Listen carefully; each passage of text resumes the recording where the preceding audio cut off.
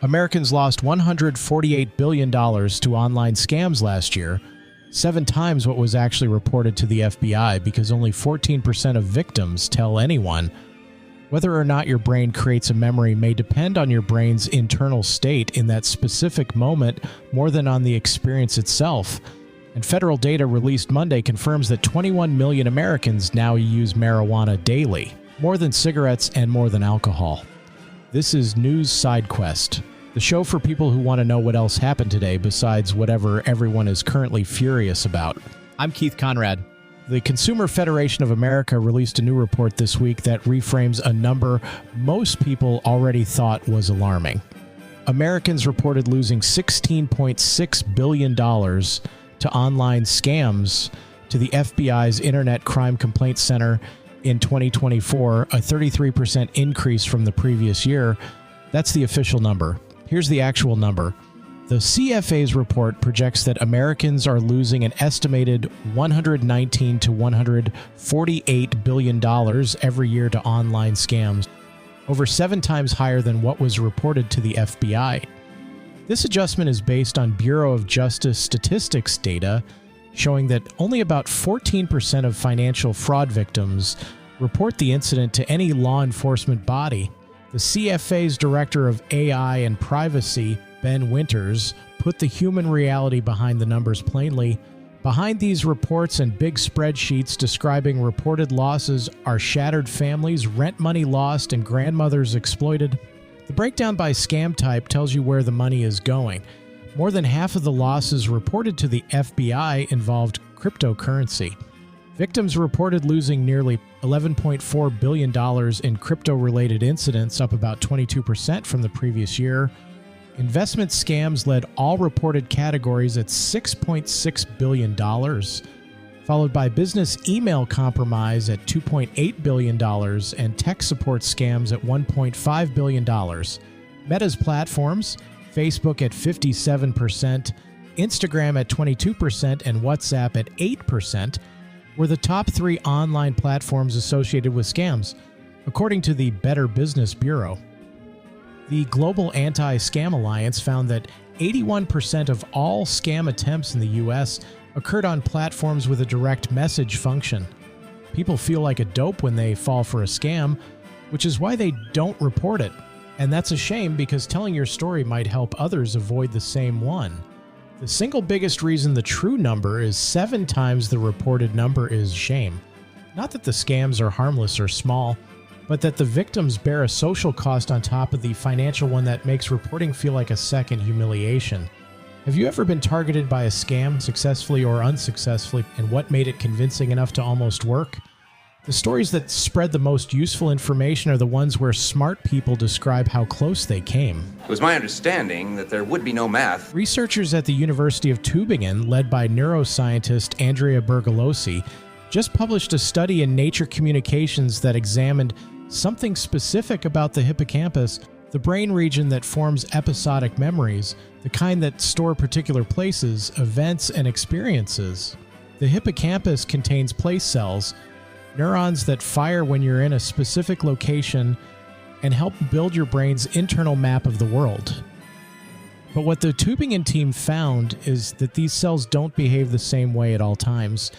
The hippocampus repeatedly shifts between different levels of readiness. A specific subset of place cells became especially active when animals became more alert, suggesting that internal state can rapidly reshape the neuronal substrate of episodic memories. The same pattern appeared in theta oscillations, rhythmic waves of neural activity associated with learning, navigation, and memory encoding, whose strength rose and fell alongside changes in alertness. The practical implication is the part that I find most interesting.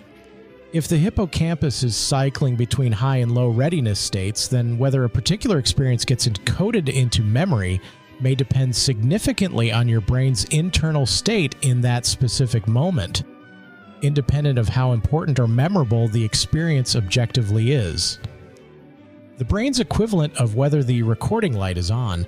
When someone asks me to do something and I completely space out, it's not my fault.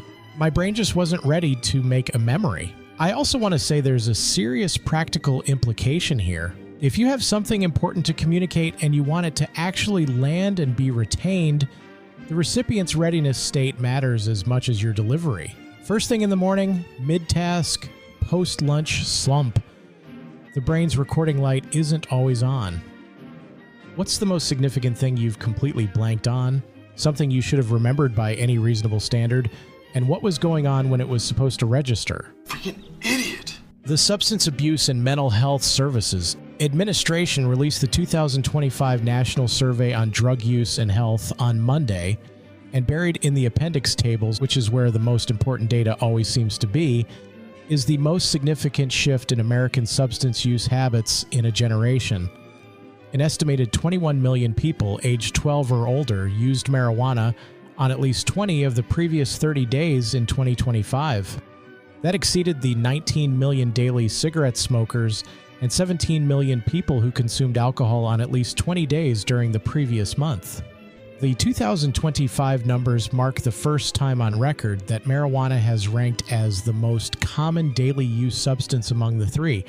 In 1992, fewer than 1 million people reported using marijuana nearly every day.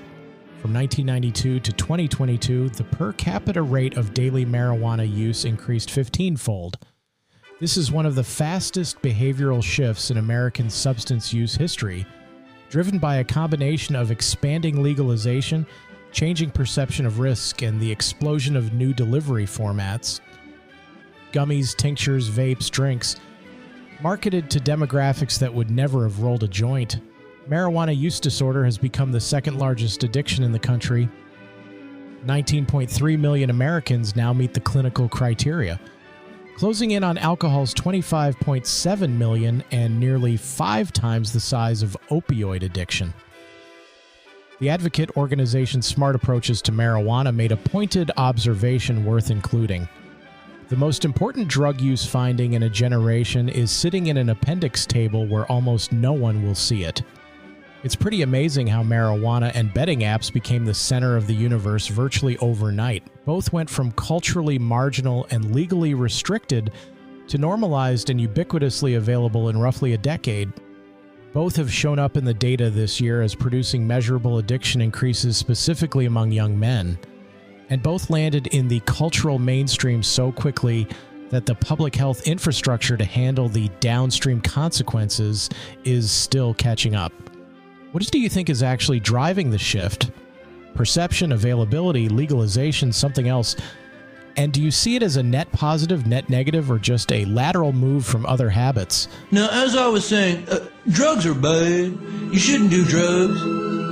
If you do them, you're bad. Because drugs are bad, okay? Katy Perry became trapped inside a giant bottle during a crowd surfing segment of her performance at Isle of MTV in Malta, with fans filming her and laughing rather than rolling her to safety as she requested.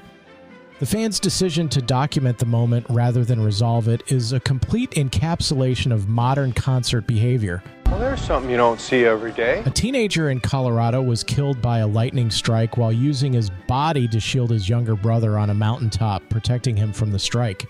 The competition for most significant story of the year is officially closed. Agreed. A woman in China spent years biting her husband's toes as part of a sensory stimulation regimen to help him recover from a severe brain injury, with medical teams crediting the consistent tactile input as one factor in his recovery. This might be the test of whether someone is truly your person. I want to add that the medical literature on sensory stimulation and brain injury recovery is real, and this couple's commitment to it is remarkable. This concept of love confuses and infuriates us! A Welsh library just received 2 books that were checked out 116 years ago. They were returned anonymously. The next person on the wait list is going to be thrilled. I want to add that whoever had those books for 116 years presumably got everything they needed out of them. This case has been turned over to our library investigations officer, Mr. Bookman. Bookman? The library investigator's name is actually Bookman? It's true. That's amazing. That's like an ice cream man named Cone. That's it for New Side Quest. 3 questions dangling out there precariously. A time you were targeted by a scam and what made it almost work. The most significant thing you've completely blanked on, and what was happening when it should have registered. And what do you think is driving the marijuana shift, and whether it's a net positive or negative? email me at newssidequest@gmail.com or pay a visit to the Substack comments.